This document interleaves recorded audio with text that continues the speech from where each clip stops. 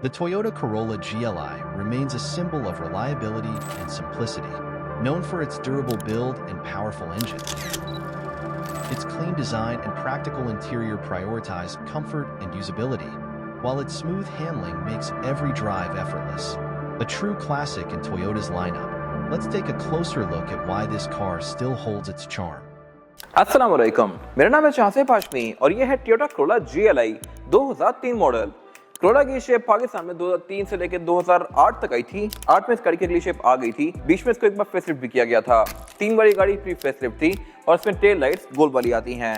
इस specific car को facelift किया हुआ है, लेकिन कोरोला की जो ये शेप है ये पाकिस्तान में बहुत सारा पॉपुलर रही है अपने एरा में। अगली शेप कोई बहुत ज्यादा पॉपुलर नहीं रही, कंपैरेटिवली इसकी कम फॉलोइंग थी।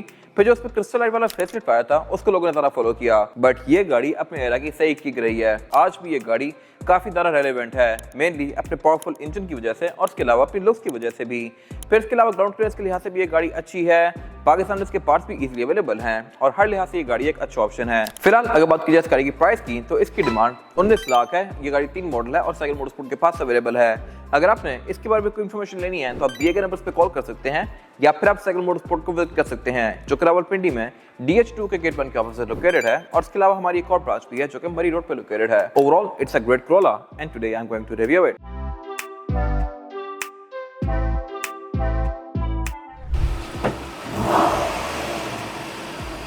Let's start with the exterior of this car. Looks के लिहाज से ये गाड़ी काफी खूबसूरत है और अपने एरा के लिहाज से बहुत अहेड थी। इसके बम्पर्स काफी बड़े कर दिए गए, जो कि इस टाइम में बाकी गाड़ियों से बहुत डिफरेंट थे। पहले गाड़ियों के बम्पर छोटे छोटे से आते थे, इंडस वगैरह के। ये गाड़ी आते सारी काफी सारा पॉपुलर हो गई, मेनली अपनी बल्कि लुक्स की वजह से। फिर इसमें जो रिफाइनमेंट्स की गई थी, यानी कि इसमें जो इंजन के अंदर चेंजेस किए गए, सस्पेंशन जिस तरह का डिवाइस किया गया, ये चीज फिर आगे 2019-20 तक एक्चुअली GLI में आती रही। सेम इंजन 2 NZ FE इसमें भी आता है और GLI 2020 में भी आता है। तो ये मेरे ख्याल से एक अजीब सी चीज है, लेकिन इसका एक फायदा है, इसके पार्ट्स नई वाली में भी लग जाएंगे, नई वाली के पार्ट्स इसमें भी लग जाएंगे। तो इसकी वजह से पार्ट्स सोर्स करना और पार्ट्स की प्राइस कंपैरेटिवली बाकी गाड़ियों की निस्बत बहुत बेहतर होती है। फिलहाल अगर बात की जाए इस गाड़ी के फीचर्स की, तो फीचर्स में कोई खास नहीं आते। फ्रंट पे जो इसकी हेडलाइट्स हैं, इसमें 2 अलग अलग पॉइंट्स दिए गए हैं, लो और हाई का अलग। ये एक अच्छी चीज है। ये चीज सिटी में बहुत बाद में जाके आई है, अभी नई वाली जनरेशन में, जबकि इससे पहले सिटी में सिर्फ एक ही पॉइंट आता था। और इसके अलावा इसमें जो ये फॉग लैंप्स लगे हुए हैं, ये आफ्टर मार्केट हैं, खुद लेके लगवाए हुए हैं। इसमें स्लॉट्स आते हैं लेकिन फॉग लैंप नहीं आते, ना ही XLI में, ना GLI में, ना 1.6 में, ऐसी सैलून वगैरह में या फिर 1.8 में आते हैं सिर्फ। ये गाड़ी 2003 से लेकर 2008 तक आई है। 2006 में रिबॉन लॉन्च हो गई। उसके बाद इस गाड़ी की मार्केट थोड़ी बहुत इफेक्ट हुई थी, बट ये गाड़ी भी अपनी जगह काफी ज्यादा स्ट्रॉन्ग मार्केट होल्ड कर रही थी उस टाइम पे।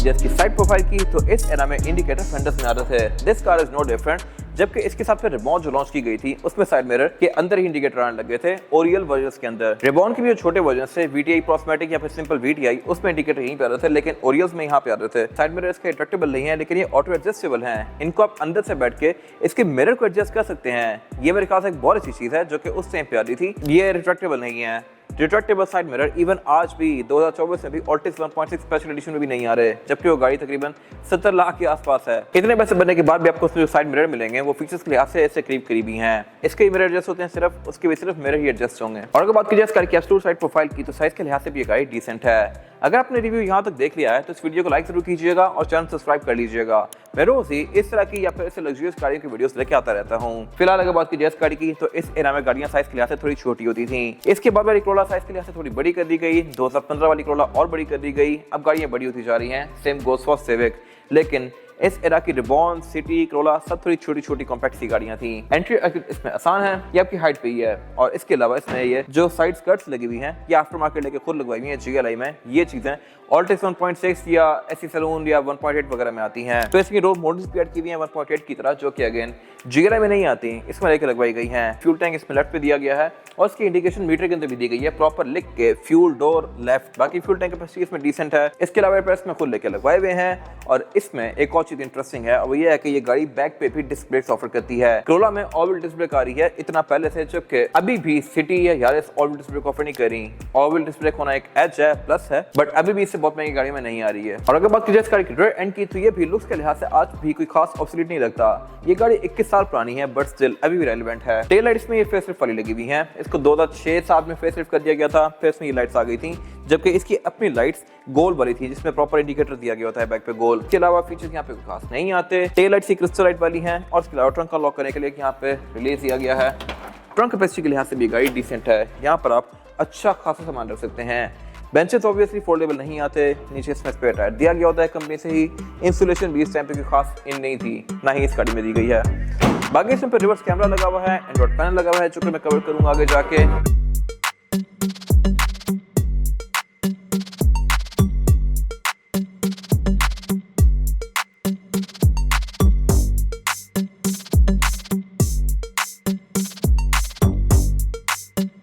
इसके बाद अगर बात की जाए इसके इंटीरियर की, तो इस एरा में इंटीरियर बिल्कुल सिंपल सारा था और फीचर्स भी यहाँ पे बिल्कुल ना होने के बराबर थे। बट इसमें वो सारी चीजें दी गई हैं बेसिक, जो कि आपको डे टू डे यूज के लिए चाहिए हो सकती हैं, जैसे कि एसी, एक प्री होती है इसमें। फिलहाल अगर बात की जाए स्टीयरिंग व्हील की, तो ये एक्सएलआई और जीएलआई में स्टीयरिंग इस तरह का आता था। इसके बड़े वर्जन सलून वगैरह हो गए या 2.0 सलून हो गई, उसमें स्टीयरिंग 4 स्पोक आता था। उसके अलावा वो गाड़ियां एयरबैग भी ऑफर करती थी, इसमें एयरबैग नहीं आता। एयरबैग जीएलआई में 2017-18 तक नहीं आया, जब इसको फेसलिफ्ट किया गया तब जाके एयरबैग दिया गया था पहली बार, जो कि मेरे ख्याल से काफी वियर्ड चीज है। इसके अलावा हेडलाइट्स की नॉर्मल सी हैं, वाइपर भी इसके नॉर्मल से हैं। और इसके अलावा अगर बात की ज्योमेट्री की, तो ये बेसिकली एक सिंपल सा कार्ड ही है जिसमें आपको आरपीएम, स्पीड और इसके अलावा गेजेस होंगे गाड़ी के। स्पीड लिमिट की 220 किलोमीटर पर आवर तक है। और इसके अलावा एक नीचे और स्क्रीन दी गई है जहाँ पे ये गाड़ी आपको इसके ट्रेस शो करवाएगी और इसके अलावा ऑडोमीटर शो करवाएगी। इसके अलावा बाकी फ्यूल गेज, टेम्परेचर गेज इसका नॉर्मल सा ही है। मीटर की हाउसिंग भी इसकी सिंपल सी है। और इसके अलावा सेंटर में ये एंड्रॉइड पैनल लगा हुआ है जो कि आफ्टर मार्केट है। कंपनी से इसमें एक प्री आती है पायनियर की, 2007-8 वाली प्री में ऑक्स का पोर्ट था, पहले वाली प्री में ऑक्स भी नहीं आती थी। बाकी इसके अलावा एयरवेंट्स में नॉर्मल से है। नीचे इसका क्लाइमेट कंट्रोल दिया गया है जो कि अगेन बेसिक सा है। एसी इसमें आता था कंपनी से, इवन बेसिक वर्जन में भी। और इसके अलावा फिर नीचे ये ड्रॉर्स दी गई हैं। ट्रांसमिशन इसमें 5 स्पीड फॉरवर्ड आती है, 1 रिवर्स अलग से दिया गया है। इंजन इस गाड़ी में जो है वो ऑब्वियसली 2020 तक आता रहा, 2NCFE, यानी कि यहाँ पे जो टोयोटा ने इनोवेशन की थी वही इनोवेशन फिर आगे तकरीबन 20 साल चला दी। तो ये मेरे ख्याल से एक अजीब सी चीज है, लेकिन इसका फायदा भी है। फायदा क्या है मैं कवर करूंगा आगे जाके। बाकी यहाँ पे इसके कप होल्डर्स वगैरह दिए गए हैं, पार्किंग ब्रेक नॉर्मल सी है, सेंटर कंसोल दिया गया है और सीट्स भी इसकी फैब्रिक की फिनिश में आती हैं। विंडो इसमें पावर्ड है क्योंकि ये जीएलआई है। एक्सएलआई की विंडोज पावर्ड नहीं होती थी, उनको आप हाथ से खोलते थे। कन्वर्ट करवा के आप उस गाड़ी की विंडोज पावर्ड करवा सकते हैं, लेकिन उसका सबसे बड़ा फ्लॉ ये है कि डोर में जो लेवर का सुराख होता है वो रह जाता है। तो कन्वर्ट हुई भी गाड़ी आप दूर से स्पॉट कर सकते हैं देख के कि दरवाजे में सुराख होगा उसके। स्पीकर्स में 2 ही दिए गए हैं फ्रंट पे, बैक में स्पीकर्स में नहीं आते। ऐसी सैलून वगैरह में बैक पे स्पीकर्स भी दिए गए होते हैं और यहाँ ट्वीटर्स भी आते हैं। इसमें आप ट्वीटर्स नहीं दिए गए, लेकिन इसके जो विंडो के आगे वाला ये एरिया है ये बंद है। एक्सएलआई में यहाँ पे एक छोटी स्टिक आती है जिससे आप इसके साइड मिरर्स को एडजस्ट करते हैं अंदर से ही। उसके साइड मिरर ऑटो एडजस्टेबल नहीं होते, इसके साइड मिरर में ऑटो एडजस्टेबल वाला फीचर दिया गया है। तो ये भी मेरे ख्याल से काफी अच्छी चीज है। ये ऑटो रिट्रैक्टेबल नहीं है लेकिन एडजस्ट करते हैं। ऑटो रिट्रैक्ट वाला फंक्शन ऑल्टेस 1.6 स्पेशल एडिशन में आज तक नहीं आता, तो यहाँ पे मेरे ख्याल से टोयोटा बेहतरी ला सकता है। फेस भी सीएनजी किट लगी हुई है जो कि इस एरा में बहुत ज्यादा इन थी। नीचे काफी बड़ी सारी एक और ड्रॉ दी गई है और इसके अलावा वेंटी मिरर भी इसमें दिया गया है सिर्फ पैसेंजर के पास। बाकी रूफ इसकी फिक्स ही है। इस जनरेशन में पाकिस्तान में सनरूफ आई ही नहीं है, बेशक ऑल्टेस लेने आप 1.8। और अब अगर बात की जाए कार में रेयर पैसेंजर्स के लिए सीटिंग कैपेसिटी की, तो ये बैक पे ठीक है, यहाँ पे लेग रूम सफिशिएंट है और हेडरूम भी। और बैक पे इसमें 3 लोग बैठ सकते हैं, लेकिन कंफर्टेबल सारा 2 ही लोग होंगे क्योंकि सेंटर में इसमें फ्लोर बेड फ्लैट नहीं आता। मेरी गाड़ी क्योंकि जीएलआई है तो इसमें सेंटर कंसोल दिया गया है जिसको निकाल के आप एज एन आर्मरेस्ट यूज कर सकते हैं और इसमें 2 कप होल्डर्स भी दिए गए हैं। ये चीज भी जीएलआई तक रिस्ट्रिक्टेड है, एक्सएलआई में नहीं आती।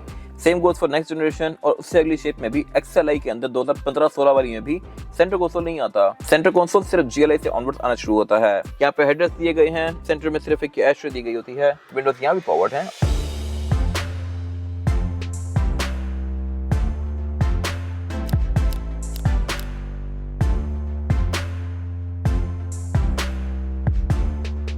इसके बाद अगर बात कीजिए इस गाड़ी के इंजन की, तो इंजन से बहुत सारे ऑफर हुए थे। 1.3 2NCFE, फिर इसके अलावा इसमें 1600 सीसी भी आ रहा था, 1800 भी आ रहा था और 2000 सीसी डीजल इंजन भी आ रहा था। अब डीजल इंजन में भी 2 अलग अलग ट्रिम्स थी, फिर 1800 में भी ट्रिम्स थी, 1600 में भी ट्रिम्स थी, 1300 में भी थी। 1300 की 2 गाड़ियां थी, ये वाली और फिर जीएलआई। 1600 में एसी सैलून और फिर उसके बाद मैनुअल गाड़ी भी थी। फिर इसके अलावा 1800 में भी मैनुअल गाड़ी थी और ऑटो भी थी ऑल्टिस, और फिर 2.0 में भी मैनुअल गाड़ी 2.0 डीजल थी, और फिर सैलून आती थी ऑटोमेटिक डीजल गाड़ी। तो इसमें बहुत सारे अलग अलग ट्रिप्स थी, बट ये गाड़ी सबसे ज़्यादा पॉपुलर है GLI, क्योंकि इसमें एक तो इंजन भी छोटा आता है 1300 सीसी, तो इसकी एवरेज भी अच्छी है, और इसके अलावा ये इंजन काफ़ी ज़्यादा रिलायबल है। इसका अंदाज़ा आप यहीं से लगा लें कि ये इंजन 2020 से आया है XLI GLI में। Same to same look, same to same code name, सब कुछ सेम है। ये वही इंजन है 1300 सीसी जो कि 20 मॉडल गाड़ियाँ भी होगा। तो मेरे ख्याल से ये चीज़ बहुत बेस्ट है। इसकी आवाज़ भी सेम है, एग्जॉस्ट आप देखें बैक तक वो भी सेम है। इसका एक फ़ायदा है, वो फ़ायदा ये है कि गाड़ियाँ जब पुरानी हो जाती हैं तो गाड़ियों के पार्ट सोर्स करना काफ़ी मुश्किल हो जाते हैं, लेकिन इस कार के केस में ऐसा बिल्कुल भी नहीं है, क्योंकि इसमें वही पार्ट्स लगते हैं जो कि आजकल की नई गाड़ियों में लगते हैं। तो एक तो उनको सोर्स करना काफ़ी आसान हो जाता है, और इसके अलावा नई गाड़ियों के लिहाज से एक बेस्ट चीज़ ये है कि उनके पार्ट्स यूजुअली बहुत महंगे होते हैं, लेकिन आप नई गाड़ी में भी इसके पार्ट्स भी लेकर लगा रहे हैं तो भी चलेंगे। तो ये विन विन सिचुएशन है हर लिहाज से। Corolla पाकिस्तान में बहुत अरसे से आ रही है, लेकिन ये वाला जो इंजन है ये भी इतने साल आने की वजह से इसके पार्ट्स पाकिस्तान में हर जगह इजीली अवेलेबल हैं। अगर बात की जाए एवरेज की, तो ये गाड़ी आपको 14-15 की दे सकती है अगर आप इसको प्यार से चलाएं तो, जो कि अगेन एक अच्छी एवरेज है, विड्थ वगैरह से बेहतर है। इसके अलावा इस गाड़ी में जो स्टीयरिंग है ये पावर्ड है, लेकिन हाइड्रोलिक वाला। EPS नहीं आया था इस एरा में, EPS 2008 के बाद आना शुरू हुआ था नई वाली शेप में।